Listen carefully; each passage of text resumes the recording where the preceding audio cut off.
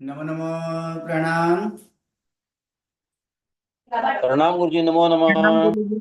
नमो रिहंताणं नमो प्रणाम गुरुजी। सिद्धाणं नमो वैरियाणं नमो वज्रायाणं नमो लोये सब्बसाहूणं यशो वञ्चनमुक्कारो शब्बपापप्पणासनो मङ्गलाणं च सव्वेसिं परमं हवै मङ्गलम् अज्ञानतिमिरन्धानं ज्ञानञ्जनशलाकया नेत्रम् उन्मीलितं येन तस्मै श्रीगुरवे नमः। परम पूज्य पूज्यपाद कलिकाल सर्वज्ञ हेमचंद्र सुरसर जी महाराजा के द्वारा विरचित सिद्ध हेम शब्दानुशासन नामक व्याकरण ग्रंथ और इसी व्याकरण ग्रंथ से उद्धरित पंडित वर्य शिवलाल जी द्वारा रचित हेम संस्कृत प्रवेशिका प्रथमा, मध्यमा और उत्तमा, वैसे तीन विभागों से विभाजित हेम संस्कृत प्रवेशिका और इसी हेम संस्कृत प्रवेशिका मध्यमा और मध्यमा के प्रथम गण भ्वादि गण जो है, उसी भ्वादि गण में आगे ये भ्वादि गण यानी प्रथम गण का ही कुछ और नियम जो हैं, उस नियमों का अभ्यास हम लोग करेंगे। तो प्रथम नंबर यहाँ पर नियम दिखा रहा है कि गोप रक्षण करना, धूप बीच, पण और पन, इन धातुओं, ये धातु पहले गण के होने के बावजूद भी इसे भी अपने अर्थ में यानी स्वार्थ में अपना आय प्रत्यय लगता है। ऐसे अपना प्रत्यय एकमात्र किसका, कौन से गण में है? अपना प्रत्यय जो 10वें है एकमात्र कौन से गण में है? 10वें गण में। 10वें गण में। 10वें गण में है और किसी गण में और किसी गण के धातुओं को अपना प्रत्यय नहीं लगता है। लेकिन यहां पर एक अपवाद के स्वरूप में है कि पहले गण के कुछ धातुएं हैं, छठे गण के कुछ धातुएं, छठे गण के भी यहां पर एक धातु है। तो ये 5 धातुओं में अपवाद स्वरूप में अपना आय प्रत्यय इसमें लगता है। गुप धातु का जब रक्षण करना हो तब ही, गुप धातु जो है कि गुप इत्यादि ऐसे 5 धातुओं को अपने आय प्रत्यय जो लगते हैं उसमें कुछ ऐसे निमित्त बताया नहीं है। मैंने 3-4 ये जगह 48 और म्यूट रखिएगा। खूब ये बोलता था ज्ञान जी बहुत लड़के थे। तो यहाँ पर इन 5 धातुओं में कोई विशेष कोई निमित्त यहाँ पर नहीं बताया गया। निमित्त अर्थात कारण। इन 5 धातुओं को जो दिया गया गुपादि जो 5 धातु हैं, इसमें कुछ विशेष कुछ निमित्त नहीं बताया गया, मात्र अपने अर्थ में स्वार्थ में ये अपना आय प्रत्यय लगता है। अर्थात इसमें हर कोई अवस्था में यानी त्यादि विभक्ति के प्रत्यय, जैसे त्यादि विभक्ति के प्रत्यय हो, कृत प्रत्यय हो, कर्मणि प्रयोग हो, सन्नंत हो, निग्नंत हो, किसी भी प्रक्रिया में इन 5 धातुओं को अपना आय प्रत्यय लगता है। अब देखिए, गुप प्लस आई प्लस असौ प्लस ती। अब आय प्रत्यय अगर देखा जाए, आय प्रत्यय कित प्रत्यय है कि गित प्रत्यय है? आय प्रत्यय कित गित प्रत्यय है क्या? नहीं। नहीं। नहीं है। और गुण कहाँ होता है? तो कित कित गित किस सिवाय सिवाय के के प्रत्यय प्रत्यय में। नहीं। के, हाँ, कित गित सिवाय के जो प्रत्यय हो, कित गित बिना के प्रत्यय हो, तो वहां पर गुण होता है। इस कारण आय के कारण यहाँ पर धातु के उपांत ह्रस्व नामी का गुण होगा। तो गुप धातु में क्या है, कौन सा सर है उपांत्य में? ह्रस्व स्वर। ह्रस्व ऊ है यानी ह्रस्व नामी सर है, तो ऊ का गुण क्या हो जाएगा? ओ होगा। हाँ। यानी गोप का क्या बन जाएगा? गोप बनेगा कि नहीं? जी। गोप का यहाँ पर गोप बनेगा, तो गोप प्लस आई प्लस अ प्लस ती, तो फिर क्या होगा? रूप गोपायती। गोपाय।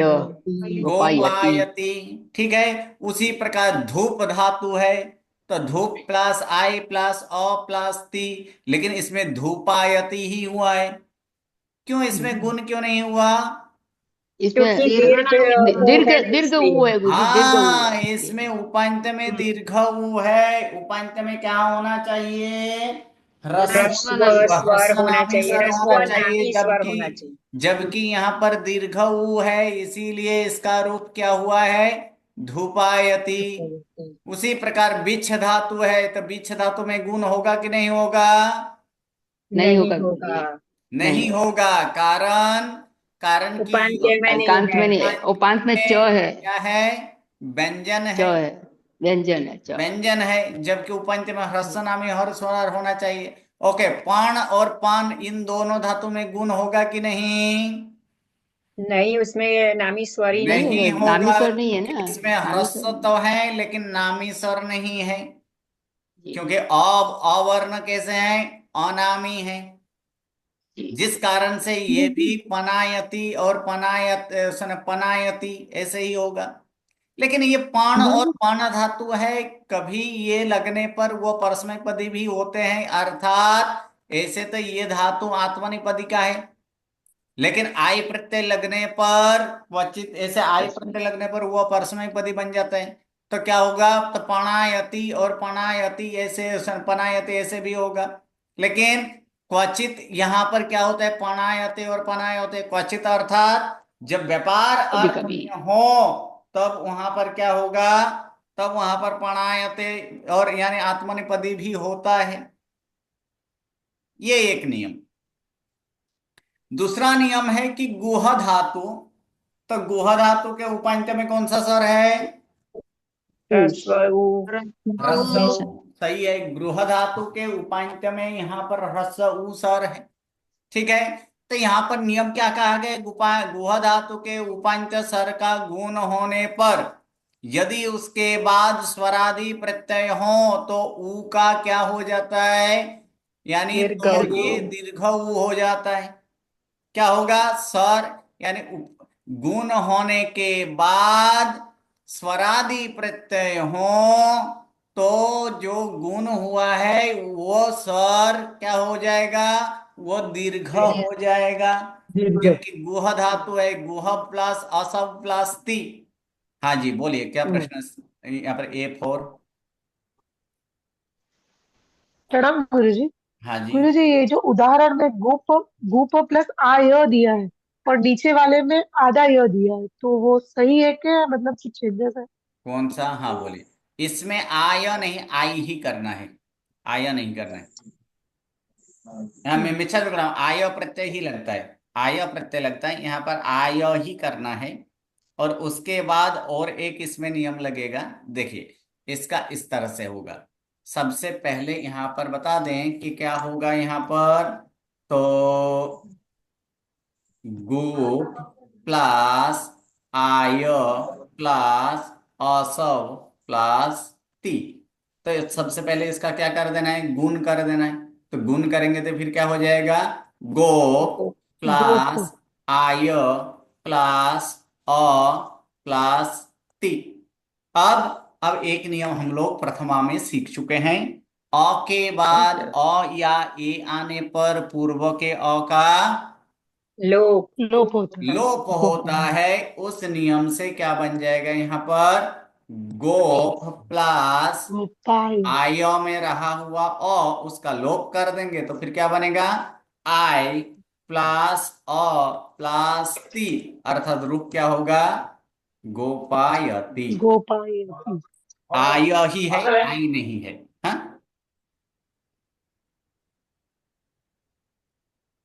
जी चलिए। गुरुजी, धन्यवाद। अब गुह धातु का हम लोग जो देख रहे थे कि गुह धातु, तो गुह धातु जो है कि गुह धातु का यहाँ पर नियम में इस प्रकार से कहा गया है कि गुह धातु के उपांत्य स्वर का गुण होने के बाद अगर स्वरादि प्रत्यय हो तो उसका दीर्घ ऊ हो जाता है। अर्थात किसका? तो यहाँ पर सबसे पहले गुह धातु हम लोग लेंगे कि गुह प्लास असव प्लास क्या है? ती प्रत्यय, अन्य पुरुष एक वचन ही देखते हैं। तो असौ क्या है? कितगित सिवाय के प्रत्यय है, अर्थात इसमें गुण होगा कि नहीं होगा? होगा। तो गुह का क्या हो गया? गोह। गोह प्लस अ प्लस ती। तो यहाँ पर देखेंगे ये जो अ है, ये अ प्रत्यय स्वर आदि है कि व्यंजन आदि है? स्वर आदि। और क्या है? स्वर है ना। तो यही यानी स्वरादि प्रत्यय यानी अस्वर है। तो इस कारण से फिर से ये जो गुण हुआ है उसका दीर्घ हो जाएगा, अर्थात क्या होगा? गुहति। तो फिर यहां पर एक प्रश्न आता है कि ऐसे गुण करने के बाद दीर्घ क्यों करना है? क्यों? तो क्योंकि गुह धातु में जहां जहां गुण होगा वहां वहां क्या हो जाएगा फिर से? क्योंकि ऑन दीर्घ अ के हो गया। कारण तो यद गुण होता है, तो वहां पर तो दीर्घ ऊ तो होगा ही। तो ऐसे क्यों लिखा?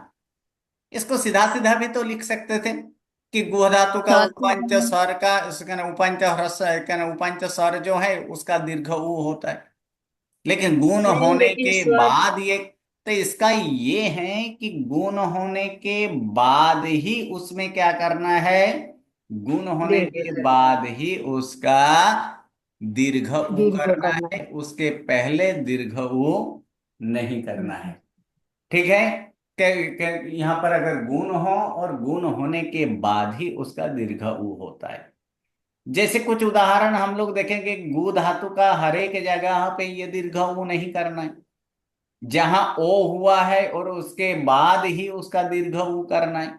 जैसे कि यहां पर हम लोग देखें कि गुहति, लेकिन गुह प्लस यज्ञ प्लस ते, गुह प्लस यज्ञ प्लस ते, तो यहां पर गुह्यते नहीं होता है, यहाँ पर दीर्घ ऊ नहीं होता है। अगर यहाँ पर ये नियम लिख देते हैं कि गुह धातु का उपांच स्वर क्या है, उपांच स्वर का ये दीर्घ ऊ होता है, तो जब ये कर्मणि प्रयोग करते हैं तो कर्मणि प्रयोग में क्या था कि यहाँ पर क्या गुह प्लस कर्मणि में कौन सा भी विकर्ण प्रत्यय लगता है? यज्ञ लगता है ना।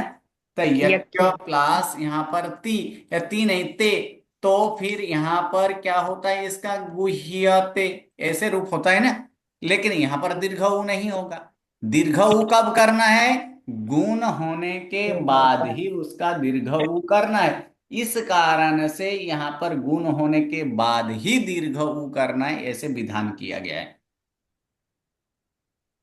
तीसरा नियम में इस प्रकार से कहा गया है कि क्रूप धातु का रू का रू होता है और र का ल होता है। तो क्रूप धातु जो है कि क्रूप धातु, तो क्रूप धातु में यहां पर दीर्घ यानी रू का रू होता है और र का ल होता है। इसका मतलब ये कि क्रूप धातु है तो क्रूप धातु का रू का रू, तो क्रूप धातु में रू तो दिख रहा है, दिख रहा है कि नहीं? क्रूप धातु में रू। जी। हाँ। जी। तो फिर इसमें र कहां से आया? तो इसका नियम इस गुण होगा। प्रकार से है, क्या है कि क्रूप प्लस असौ प्लस ते, क्या है? क्रूप प्लस असौ प्लस ते। ते। तो ये असौ ये किदगित सिवाय के प्रत्यय है, जिस कारण से इसका गुण होगा कि नहीं होगा? होगा। होगा, क्योंकि उपांत में ह्रस्व नामी सर है। अब इसको क्या कर देंगे? तो कर। कार्प, तो कार्प को थोड़ा सा अलग लिखते हैं यहाँ पर, कार प्लस प लिख सकते हैं कि नहीं? कार्प को जी। लिखा जा सकता है कि नहीं लिखा जा सकता है? जी गुरु जी। लिखा जा सकता है। कार्प प्लस अ प्लस ते। अब देखिए कि क्रूप धातु में क्रूप धातु का रू का र हुआ है कि नहीं हुआ है? जी।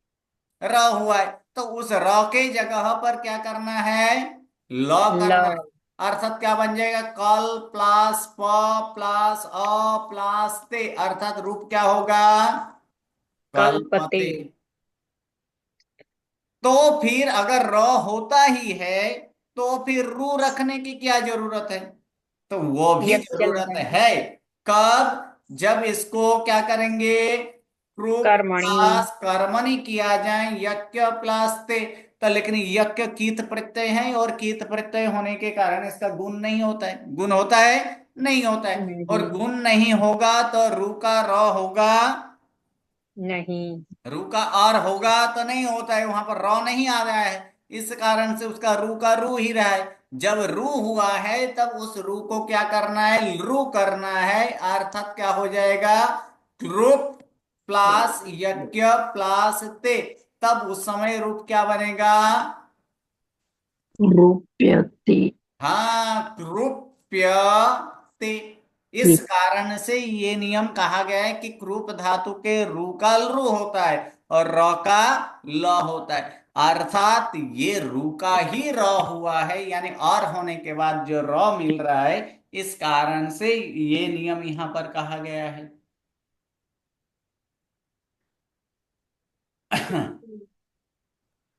तो इस प्रकार से यहां पर भी एक प्रश्न है कि प्रश्न इस प्रकार से है कि कृप धातु में रू का ही जो लृ करना, क्या रू का ही लृ होता है, जबकि गुण होने के बाद लृ का ऑल लुर का ऑल होता, तो फिर रू का लृ और र का ल, इस प्रकार का ये दोनों विधान यहां पर क्यों है?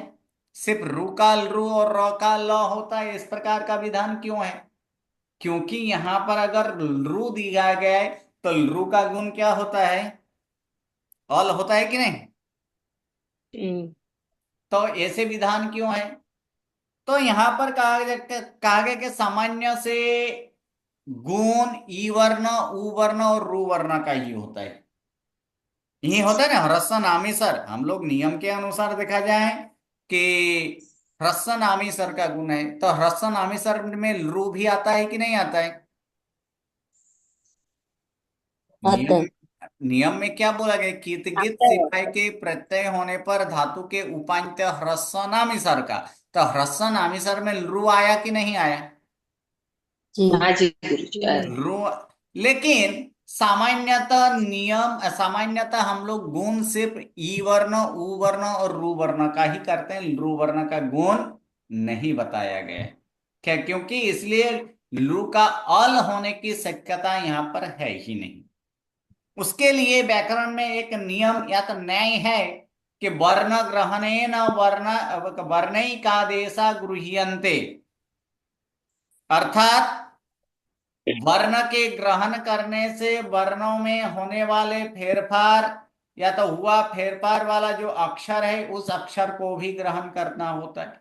इस कारण से रूकाल रू कहने का अर्थ, रूकाल रू कहने का ऐसे रूकाल रू कहने का अर्थ है यानी और अल हो सकता था, फिर भी ये एक साथ ये दोनों भी एक दूसरे का विरोध करने वाले नहीं कि वर्ण ग्रहणेन वर्णैक देशानाम ग्रहणम, कभी वर्णों का ग्रहण होने से उस वर्ण का एक भाग का ग्रहण नहीं होता है। इस नियम को लगाने से लृ का ऑल यहां पर नहीं किया गया, और जो लृ का ऑल किया जाता तो फिर अनर्थ रूप बनता। तो फिर क्योंकि इस प्रकार का रूप व्याकरण में कहीं है ही नहीं,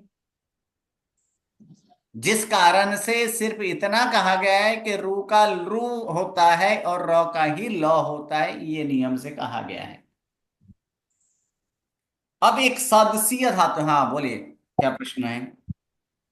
गुरुजी, एक आपके लिए रिक्वेस्ट थी। जो ये आपकी बुक है ना पीडीएफ, ये थोड़ी पुरानी है और वहाँ वो दिव्य उसकी वेबसाइट पे लेटेस्ट पीडीएफ है, तो ओके है ना। ठीक है। तो बहुत अगर सारी हो तो, गलतियां जो इसमें है ना अगर वो इसे सब नहीं अगर है आपने वहाँ पे। डाउनलोड किया हो तो एक बार भेज दीजिए, ठीक है, नहीं तो हाँ, फिर मैं मैं भेजती हूँ डाउनलोड आपको। कर दूंगा। हाँ, मैं भेज दूंगी आपको। ओके ठीक है। हाँ हो सकता है क्योंकि इसमें बहुत सारे मिस्टेक हैं। हाँ, इसलिए उन्होंने अपलोड किया लेटेस्ट वाला, तो इसलिए। ओके चलिए। अब यहां पर एक धातु यहां पर बता रहा है सदसीय धातु। ये सदसीय धातु अर्थात सद धातु का ही सीय आदेश हुआ है।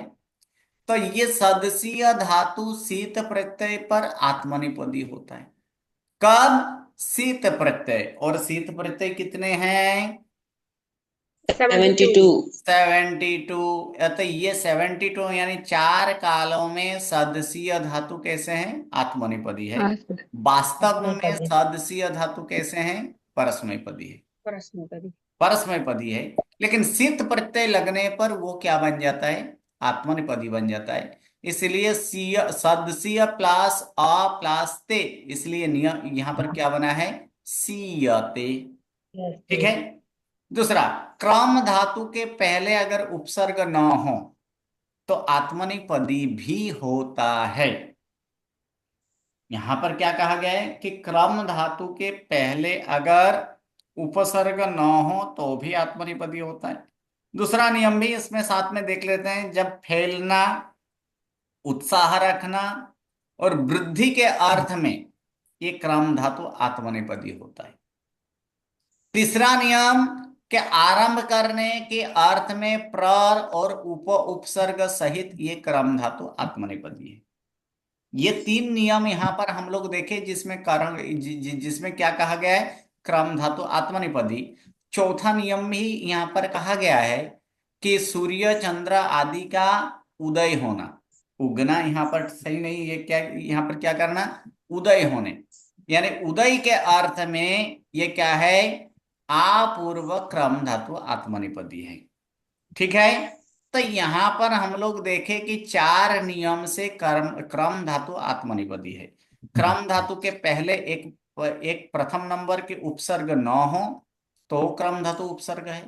दूसरा अर्थ में जब वो वृद्धि पाता हो, वृद्धि पाने के अर्थ में, फैलने के अर्थ में, उत्साह रखने के अर्थ में क्या होता है, तब भी क्रम धातु का जब अर्थ फैलना हो, उत्साह रखना हो या तो वृद्धि के अर्थ में, ये तीन अर्थ जब हो तब भी क्रम धातु क्या होता है, आत्मनेपदी है।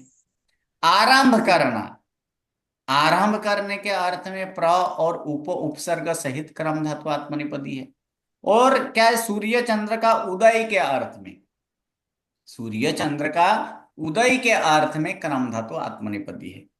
और कहीं कहीं ये आत्मनेपदी है कि नहीं, तो इसके लिए है कि क्रम धातु आत्मनेपदी कब है और विकल्प से आत्मनेपदी कब है और कब वह आत्मनेपदी होता ही नहीं है। तो उसके लिए है कि क्रम धातु उपसर्ग के बिना हो तब विकल्प से आत्मनेपदी है। क्रम धातु, जब क्रम धातु में उपसर्ग न हो तब ये विकल्प से अर्थात वह आत्मनेपदी भी होता है, और आत्मनेपदी जब नहीं होगा तब कैसे होगा वो, तब परस्मैपदी होगा। इसीलिए यहाँ पर क्रमते और क्रमति दोनों हो सकता है।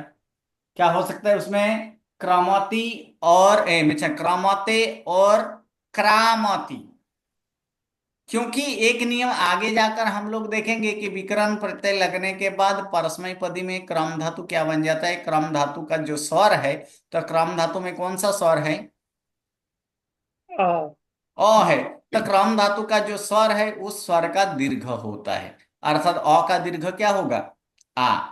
इसीलिए जब यहाँ पर बोला गया है कि उपसर्ग सहित न हो तब क्रम धातु आत्मनेपदी है, लेकिन ये आत्मनेपदी विकल्प से है।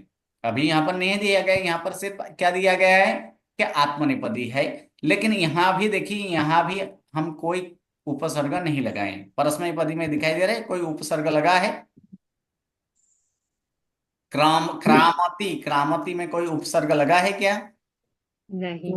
नहीं। अर्थात क्रम धातु ये विकल्प से, उपसर्ग न लगने पर वो विकल्प से आत्मनेपदी है।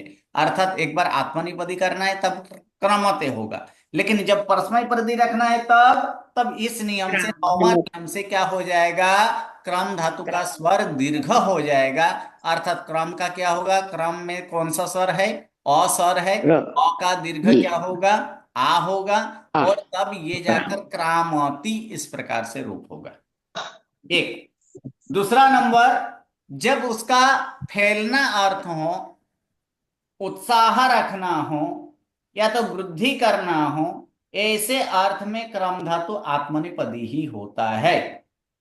जैसे उदाहरण के लिए यहां पर दिया गया, शास्त्रे अश्य क्रमते बुद्धि, शास्त्रे अश्य क्रमते बुद्धि, अर्थात अश्य अर्थात इसका मतलब इस विद्यार्थी की, अर्थात इस विद्यार्थी की बुद्धि किसमें प्रसारित है, तो शास्त्र में प्रसारित है, अर्थात शास्त्र में वो प्रसारित है, उस अर्थ में हो सकता है।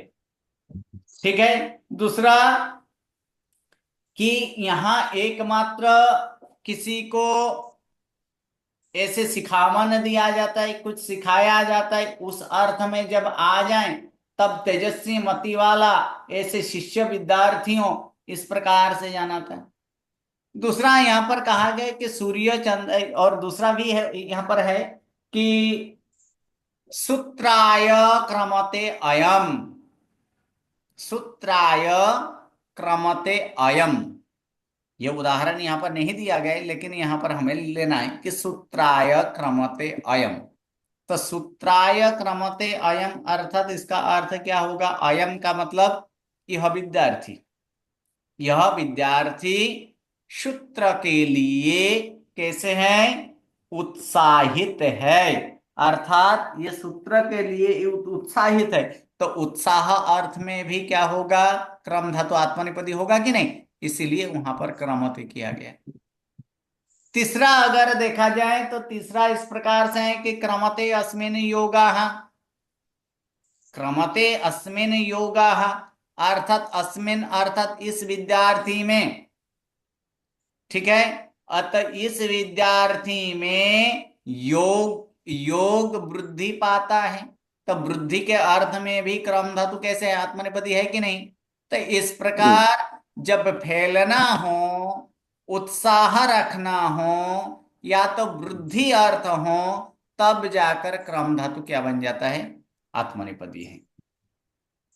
दूसरा यहां पर कहा गया है कि प्र तथा उपसर्ग सहित हो, और तब जब उसका आरंभ करना अर्थ होता है। क्या अर्थ होता है? आरंभ करना अर्थ होता है, तब जाकर क्रम धातु क्या होता है? आत्मनेपदी होता है। जैसे प्रक्रमते अथवा तो उपक्रमते रंतुम, यानी खेलने के लिए प्रारंभ करता है या तो आरंभ करता है। ये दोनों जो है कि ये दोनों उपसर्ग सहित ही, प्र और उपसर्ग सहित अगर क्रम धातु हो और आरंभ करना अर्थ हो, तब जाकर ये क्या होता है? आत्मनेपदी बनता है। अन्य कोई उपसर्ग में लगने पर यहां पर नहीं होता है। जैसे अगर देखा जाए तो उस समय इस प्रकार से, और भी यहां पर हम लोग देखेंगे आपूर्वक क्रम धातु है। और भी यहां पर अगर देखा जाए कि पालन करना, रक्षण करना के अर्थ में भी ये हो सकता है। इस अर्थ में योग का रक्षण होता है उस समय, अथवा तो यही परा और उपसर्ग के बाद अगर क्रम धातु हो तो भी आत्मनेपदी होता है। पराक्रमते अथवा उपक्रमते ऐसे भी होता है। बी प्लस क्रम धातु, क्रम धातु के साथ भी ऐसे आत्मनेपदी होता है। साधु विक्रमते गजः, साधु विक्रमते गजः अर्थात साधु का अर्थ यहाँ पर कोई साधु नहीं, यहाँ पर साधु का अर्थ क्या लेना है? सम्यक प्रकार। सम्यक प्रकार, साधु का अर्थ यहाँ पर क्या करना है? सम्यक प्रकार करना है, यानी सम्यक प्रकार से चलता है। और अभी अभी हम लोग देखे प्र और उपसर्ग सहित क्रम धातु का आत्मनेपदी होता है, ठीक है। लेकिन अगर वो आरंभ करना हो तो, लेकिन आरंभ करने के सिवाय अन्य कोई अर्थ हो प्र धातु का, तब जाकर आत्मनेपदी नहीं होता है। जैसे उदाहरण के स्वरूप में प्रकामाति, प्रातः प्रक्रामाति, तो प्रातः प्रक्रामाति इसका अर्थ क्या है? कि इसका अर्थ आरंभ करना नहीं होता है। तब यहां पर क्या अर्थ हो जाता है? उस समय चलने के अर्थ में होता है। यानी क्या होता है कि वह सुबह चलता है। तो ये आरंभ करने के लिए अर्थ में नहीं आया, इसीलिए प्रक्रामाति हो चुका है। प्रक्रामाति परस्मैपदी है, वहां पर आत्मनेपदी नहीं हुआ है। लेकिन जब प्र उपसर्ग का जब यहाँ पर आरंभ करना हो, उस समय क्या होता है? ये क्रम धातु आत्मनेपदी होता है। उसी प्रकार से उपक्रमाति गुरुम, तो उपक्रामति गुरुम, तो यहां भी इसका अर्थ भी नजदीक चलना होता है। जबकि प्र और उपसर्ग पूर्वक, उपसर्ग पूर्वक किस अर्थ में होता है आत्मनेपदी? आरंभ करने के अर्थ अगर हो तब ही ये आत्मनेपदी करना है। अगर अन्य कोई अर्थ हो तो वहां पर आत्मनेपदी नहीं होता है। तीसरा यहाँ पर कहा गया आपूर्वक क्रम धातु आत्मनेपदी होता है। कब? तो सूर्य चंद्र इत्यादि आदि शब्द से यहाँ पर ज्योतिष का ही लेना है। किसके उदय लेना है? ज्योतिष का उदय ही लेना है। ज्योतिष का अर्थात सूर्य चंद्र तारा ग्रह और नक्षत्र।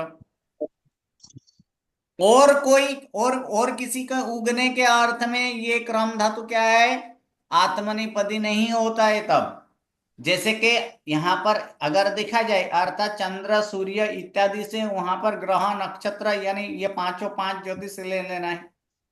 लेकिन इसके सिवाय जैसे आक्रामती आक्रामती धूम, तो यहां पर धूम जो आपूर्वक क्रम धातु है, लेकिन यहां पर अर्थ उदय के अर्थ में नहीं है, उगने के अर्थ में नहीं है। यहां तो क्या है? ऊंचा जाने के अर्थ में होता है। आक्रामती धूमः अर्थात कि ये धुआं जो है, धुआं कहाँ जाता है? ऊंचा जाता है। तो इस प्रकार से यहाँ पर क्रम धातु हम लोग देखें कि कब परस्मैपदी है, कब आत्मनेपदी है, और कब विकल्प से आत्मनेपदी है, वो देखे हैं।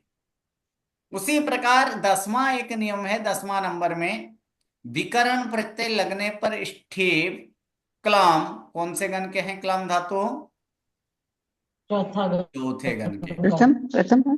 नहीं, क्लम धातु गण 4 यहाँ पर लिखा है ना। क्लम धातु गण 4 यानी चौथे गण के ये क्लम धातु, और आ प्लस चम धातु का स्वर दीर्घ होता है। अब स्ठिब में कौन सा स्वर है? ई ई ह्रस्व। ई है, ई है। क्लम दीर्घ धातु और चम धातु में कौन सा स्वर है? क्लम में अ है, स्थिर में और ई।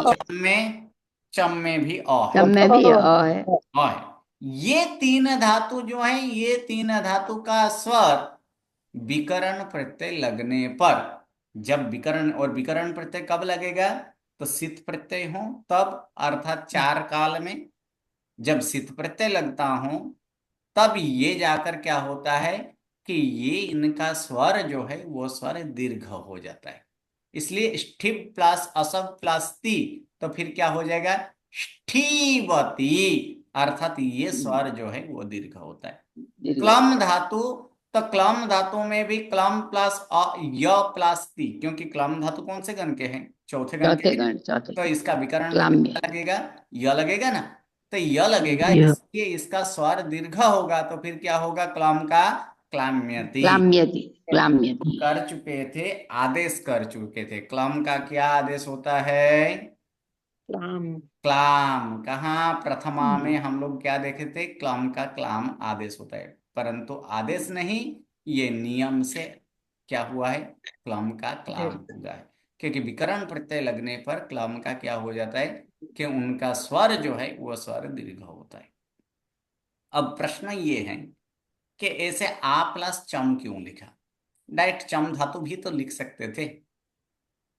बात सही है कि चम धातु लिखा जा सकता था, लेकिन चम धातु हर एक चम धातु में नहीं होता है।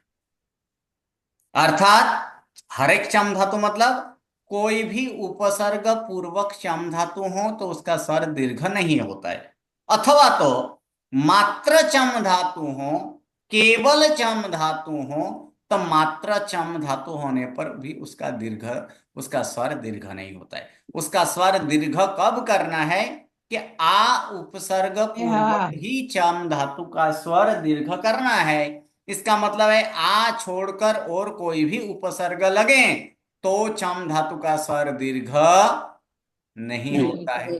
एकमात्र आ उपसर्ग पूर्वक ही चम धातु का स्वर दीर्घ होता है। और आ क्यों लिखाया गया? क्योंकि उपसर्ग में एक उपसर्ग के साथ ऐसे भी तो लिख सकते थे कि उपसर्ग पूर्वक चम धातु का स्वर दीर्घ होता है, परंतु ऐसे नहीं होता है। हर एक उपसर्ग में चम धातु का स्वर दीर्घ नहीं होता है। कौन से उपसर्ग के साथ होता है? एकमात्र आ उपसर्ग के साथ ही होता है। दूसरा तो फिर ऐसे चम धातु लिख सकते थे, लेकिन एकमात्र चम धातु होने पर भी क्या नहीं होता है? दीर्घ नहीं होता है। जब आ उपसर्ग पूर्वक चम धातु हो तब ही क्या होगा, तब ही ये चम धातु का स्वर क्या होगा, दीर्घ होगा, बाकी दीर्घ नहीं होता है। नहीं। अब यहां पर है कि स्वर के बाद छ दित्त होता है। दित्त का अर्थ डबल होता है। स्वर के बाद अगर छ आए तो स्वर के बाद छ आने पर ये छ क्या हो जाता है, दित्त हो जाता है। सही बात है। स्वर के बाद ये छ आने पर ये क्या होता है, वो दीर्घ होता है। जैसे कि उदाहरण में यहां पर दिया गया है, तरु प्लस छाया। रू क्या है, स्वर है कि नहीं। जी हाँ। स्वर के बाद छ, ये जो है वो छ का दित्त हो गया। यानी तो फिर इसमें चौ क्यों आया। तो और एक नियम हम लोग सीख चुके हैं कि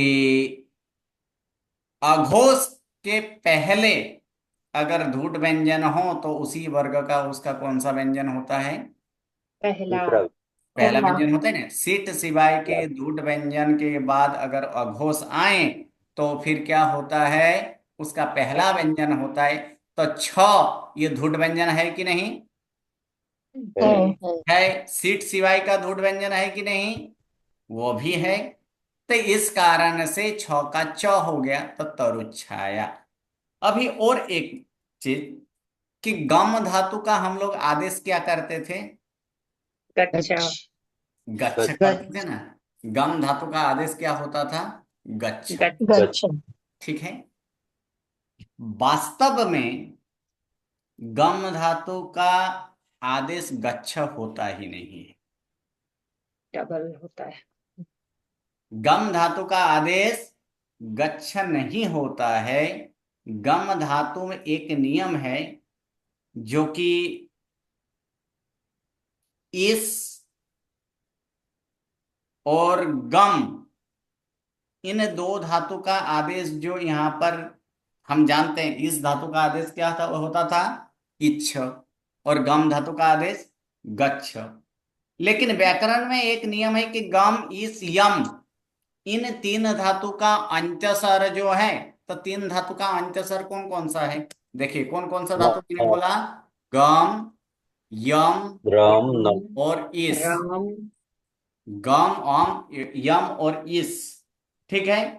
इन तीन धातु में अगर देखा जाए तो इन तीन धातु का अंत्य स्वर क्या है, तो अंत में अंत व्यंजन कौन सा है, या तो म है या तो फिर क्या है, श है। ये है ना।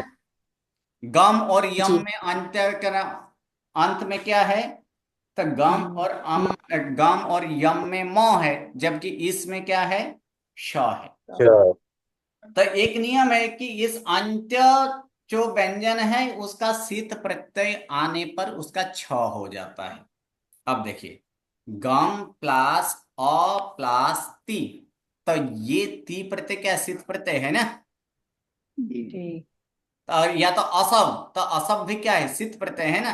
तो नियम क्या है कि शीत प्रत्यय आने पर वो अंत्य जो व्यंजन है उसका छ हो जाता है। तो फिर क्या होगा यहाँ पर, ग छ होगा ना, ग छ प्लस असब प्लस ती। अब ये नियम देखिए कि स्वर के बाद छ आने पर क्या होता है, छ का चार। दित्त होता है ना। तो दित्त कर देंगे यहाँ पर, यानी छ छ होगा, डबल छ होगा, प्लस अ प्लस क्या होगा, ती। तो अ प्लस ती। अब यही नियम कि सीट सिवाय के धूट व्यंजन के बाद अगर स्वर आए, सीट सिवाय के धूट व्यंजन के बाद क्या होगा, पहला। कि अघोष आने पर पहला व्यंजन होगा, तो पहला व्यंजन कर दीजिए, यानी क्या हो जाए, गच्छ हुआ कि नहीं हुआ, जी। गच्छ प्लस अ प्लस ती। वास्तव में यही है कि गम इत्यादि जो धातु है, गम, यम और यिस, इन तीन धातुओं में शीत प्रत्यय आने पर छ होता है, इसलिए आदेश नहीं। लेकिन प्रथमा में प्रारंभ करना था, इसलिए वहां पर डायरेक्ट क्या बताया गया था, आदेश होता है। बाकी का हम लोग नेक्स्ट क्लास में देखेंगे। कल क्लास नहीं है, कल आराधना का दिवस है। चौमा चातुर्मासिक ऐसे 14 है, चौमासी 14, सबको आराधना कीजिए और